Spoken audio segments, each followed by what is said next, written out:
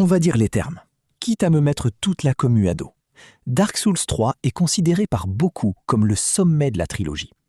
Mais entre nous, est-ce que c'est vraiment un bon Souls-like ou juste un simulateur de randonnée en ligne droite? Salut à tous, c'est le dernier repos, et aujourd'hui, on casse le mythe du troisième opus. Regardez Dark Souls 1. Tout est lié, on débloque des ascenseurs, on revient au point de départ, c'est du pur génie de level design. Maintenant, regardez le 3.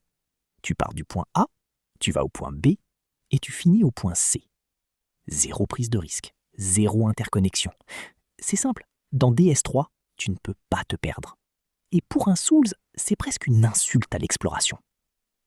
Alors oui, je vous entends déjà hurler, mais les boss sont les meilleurs de la série. Et c'est vrai, le combat contre Gaël ou les princes jumeaux, c'est du 10 sur 10.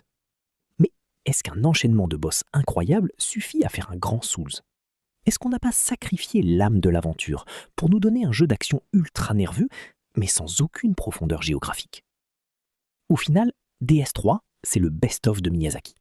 On nous remet du Anor Londo, on nous remet du André le Forgeron, c'est du fanservice de luxe. Mais est-ce que ça n'aurait pas été le moment d'innover au lieu de nous faire marcher dans un couloir nostalgique? Alors, Dark Souls 3, chef-d'œuvre absolu ou jeu le plus paresseux de la bande?